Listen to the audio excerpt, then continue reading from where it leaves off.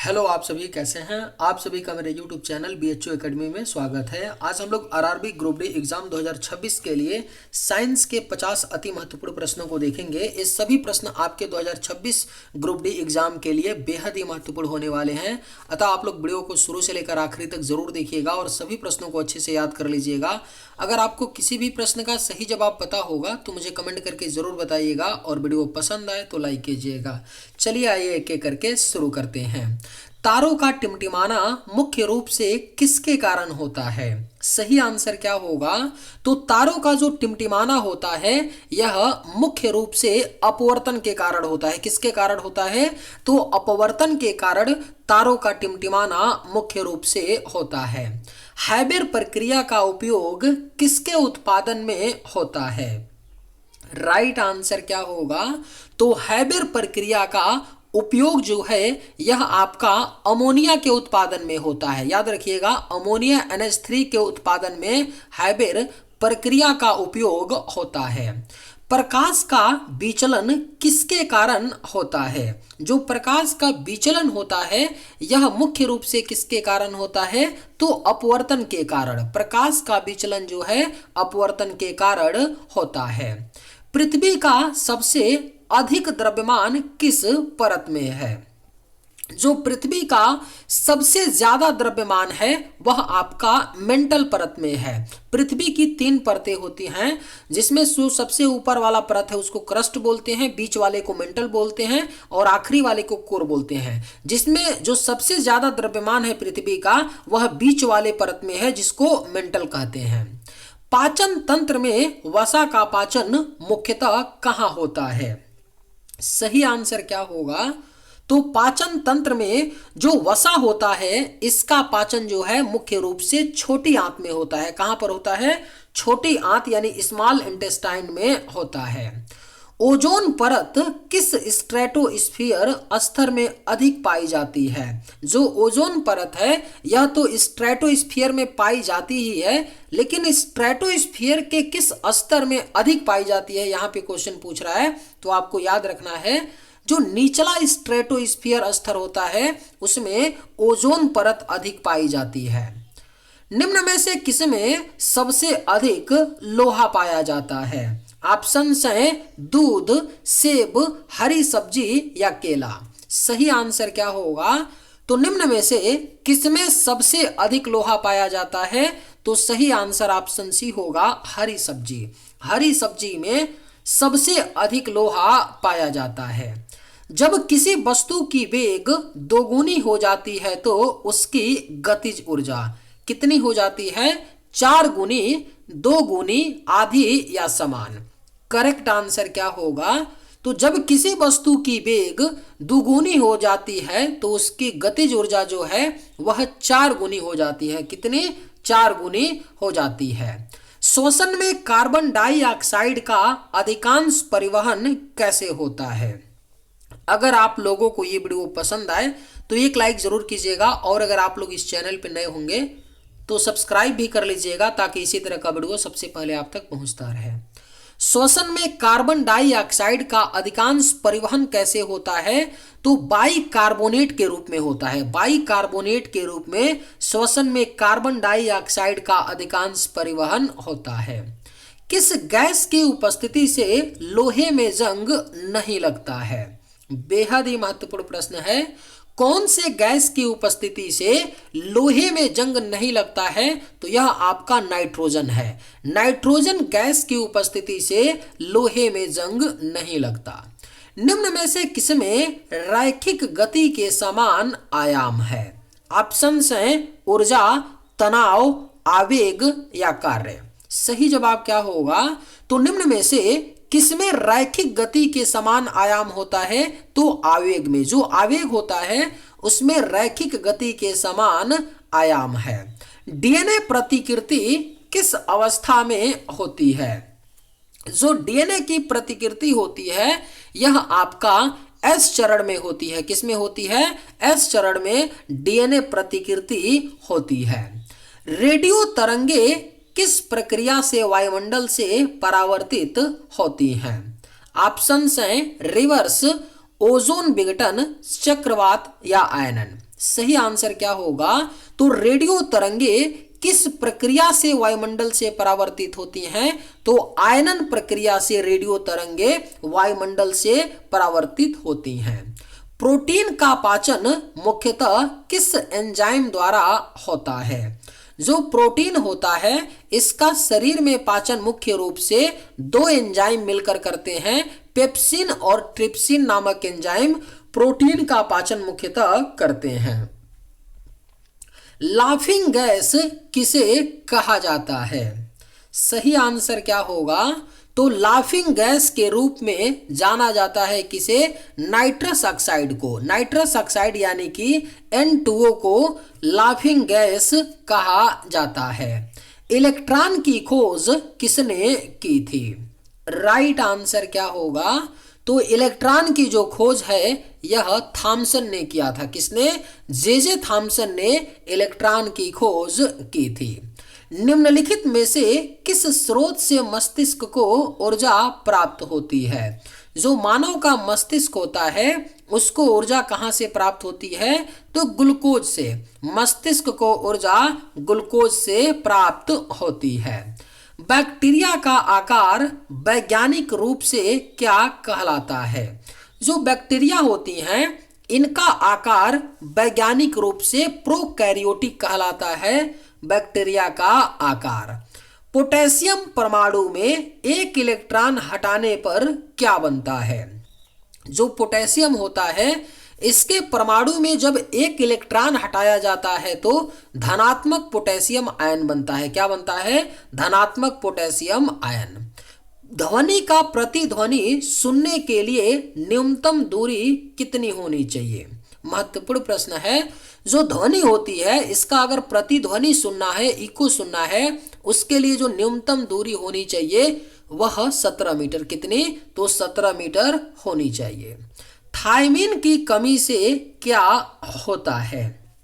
जो थायमीन है यह विटामिन B1 का रासायनिक नाम होता है और इसकी कमी के कारण कौन सा रोग होता है? तो बेरी रोग होता है थायमीन की कमी से। न्यूटन के तीसरे नियम का उदाहरण कौन सा है? राइट आंसर क्या होगा? तो न्यूटन का जो तीसरा नियम है इसका उदाहरण है राकेट का उड़ना। राकेट का जो उड़ना होता है न्यूटन के तीसरे नियम का उदाहरण है। किस प्रक्रिया में ऊर्जा मुक्त नहीं बल्कि अवशोषित होती है? सही आंसर क्या होगा? तो कौन सी प्रक्रिया में ऊर्जा मुक्त नहीं होती है बल्कि अवशोषित होती है? तो यह आपका प्रकाश संश्लेषण है। प्रकाश संश्लेषण में ऊर्जा मुक्त नहीं बल्कि अवशोषित होती है। पानी तरल से गैस में बदलते समय कौन सा ताप स्थिर रहता है? जब पानी तरल से गैस में बदलती है तो जो क्वथनांक होता है वह स्थिर रहता है। पानी से गैस में बदलते समय क्वथनांक स्थिर रहता है। लोहे में जंग लगने के लिए कौन सी दो चीजें आवश्यक हैं? तो लोहे में जंग लगने के लिए ऑक्सीजन और जल, दो चीजों की आवश्यकता होती है लोहे में जंग लगने के लिए, ऑक्सीजन और जल। डेंड्राइट और अक्षतंतु किस कोशिका के भाग होते हैं? अगर आप लोगों को ये वीडियो पसंद आए तो एक लाइक जरूर कीजिएगा और अगर आप लोग इस चैनल पे नए होंगे तो सब्सक्राइब भी कर लीजिएगा। डेंड्राइट और अक्षतंतु किस कोशिका के भाग होते हैं? तो तंत्रिका कोशिका। तंत्रिका कोशिका के भाग होते हैं डेंड्राइट और अक्षतंतु। मेंडलीफ ने आवर्त सारणी किस गुण के आधार पर बनाई थी? ऑप्शन है परमाणु क्रमांक, इलेक्ट्रॉन व्यवस्था, परमाणु द्रव्यमान या आयनिक त्रिज्या। सही आंसर क्या होगा? तो मेंडलीफ ने आवर्त सारणी किस गुण के आधार पर बनाई थी? तो परमाणु द्रव्यमान के आधार पर मेंडलीफ ने आवर्त सारणी को बनाई थी। किस रक्त समूह को यूनिवर्सल डोनर कहा जाता है? बेहद ही महत्वपूर्ण प्रश्न है। कौन से रक्त समूह को यूनिवर्सल डोनर यानी कि किसी भी रक्त समूह को दिया जा सकता है? तो यह आपका O निगेटिव जो रक्त समूह है इसे यूनिवर्सल डोनर कहा जाता है। विद्युत धारिता की एसआई इकाई क्या है? जो विद्युत धारिता होता है इसकी जो एसआई इकाई होती है यह फैराड होता है। क्या होता है? फैराड होता है विद्युत धारिता की एसआई इकाई। मानव शरीर में गतिविधि और हाथ आंख समन्वय के लिए कौन सा अंग जिम्मेदार है? सही आंसर क्या होगा? तो मानव शरीर में गतिविधि और हाथ आंख समन्वय के लिए जो अंग जिम्मेदार है यह आपका मस्तिष्क है। मस्तिष्क अंग जिम्मेदार है। मनुष्य के शरीर में सबसे जटिल ऊतक कौन सी है? करेक्ट आंसर क्या होगा? तो मनुष्य के शरीर में जो सबसे जटिल ऊतक है यह आपका तंत्रिका ऊतक है। तंत्रिका ऊतक मनुष्य के शरीर में सबसे जटिल ऊतक है। डीएनए किसका बहुलक है? जो डीएनए होता है यह किसका बहुलक होता है? तो न्यूक्लियोटाइड का। किसका? न्यूक्लियोटाइड का बहुलक है डीएनए। निम्न में से किसे हरित शैवाल भी कहा जाता है? महत्वपूर्ण प्रश्न है, स्टार मार्क कर लीजिए, पूछा जाएगा। निम्न में से किसको हरित शैवाल भी कहा जाता है? तो यह आपका क्लोरोफाइसी है। क्लोरोफाइसी को हरित शैवाल भी कहा जाता है। वायु में CO2 का प्रतिशत कितना है? जो वायुमंडल है अपना, इसमें कार्बन डाइऑक्साइड का जो परसेंटेज होता है वह 0.03% है। वायु में CO2 का प्रतिशत। एंटीबायोटिक स्ट्रेप्टोमाइसिन किसके खिलाफ प्रभावी है? स्ट्रेप्टोमाइसिन जो होता है यह एक एंटीबायोटिक होता है। यह बैक्टीरिया के खिलाफ प्रभावी होता है। किसके खिलाफ? स्ट्रेप्टोमाइसिन बैक्टीरिया के खिलाफ प्रभावी है। कोशिका चक्र का सबसे लंबा चरण कौन सा है? राइट आंसर क्या होगा? तो कोशिका चक्र का जो सबसे लंबा चरण होता है वह जीवन चरण होता है। क्या होता है? जीवन चरण कोशिका चक्र का सबसे लंबा चरण है। न्यूटन के गति के दूसरे नियम का सूत्र क्या है? जो न्यूटन साहब थे उन्होंने गति का 3 नियम दिया था, जिसमें जो गति का दूसरा नियम है उसका सूत्र होता है F बराबर m×a होता है। F बल होता है, m द्रव्यमान होता है और a क्या होता है? द्रव्यमान होता है m, और आपका a जो होता है यह त्वरण होता है। तो आपको याद रखना है न्यूटन के गति का दूसरा नियम F बराबर m×a। धानी प्राणियों की एक विशिष्ट विशेषता क्या है?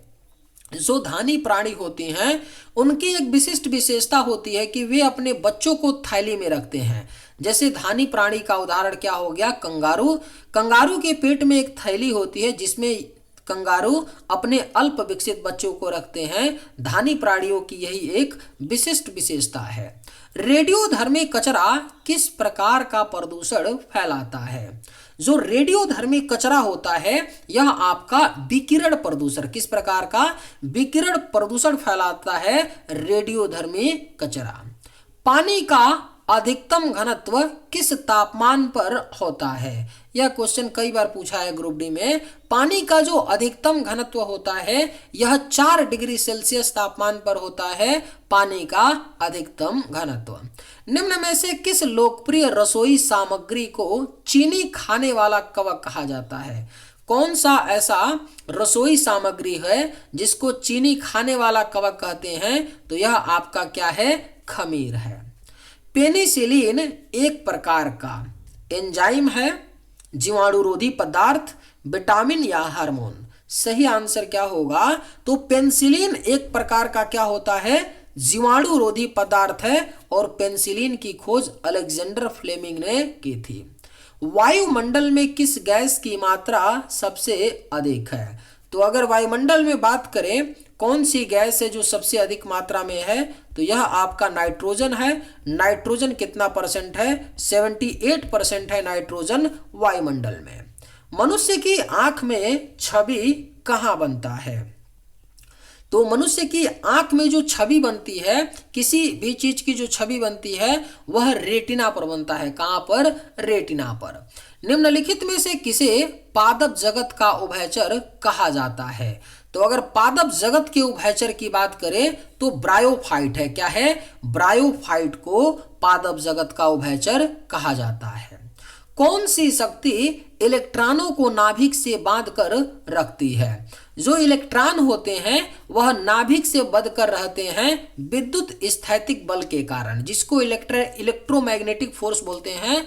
विद्युत स्थैतिक बल जो है इलेक्ट्रॉनों को नाभिक से बांधकर रखती है। शरीर में विटामिन डी मुख्यतः किससे बनता है? तो जो शरीर में विटामिन डी बनता है मुख्य रूप से यह सूर्य के प्रकाश से बनता है। शरीर में विटामिन डी। केंद्रक के अलावा निम्न में से किस कोशिका अंगक में डीएनए पाया जाता है? तो केंद्रक में तो डीएनए पाया ही जाता है, लेकिन माइटोकॉन्ड्रिया में भी डीएनए पाया जाता है। कौन सा जीव शरीर के बाहर की खाद्य सामग्री को तोड़ता है और फिर उसे अवशोषित करता है? तो ऐसा कौन सा जीव है? तो यह खमीर है। खमीर जो जीव होता है बाहर की खाद्य सामग्री को तोड़ता है फिर उसे अवशोषित करता है। कौन सी धातु पानी में डालते ही स्वतः आग पकड़ लेती है? ऑप्शंस हैं जस्ता, सोडियम, तांबा या एल्युमिनियम। सही आंसर क्या होगा? तो कौन सी धातु पानी में डालते ही स्वतः आग पकड़ लेती है? तो यह आपका सोडियम धातु है। चलिए आज के वीडियो में बस इतना ही। अगर आप सभी को ये वीडियो पसंद आए तो एक लाइक जरूर कीजिएगा। थैंक्स।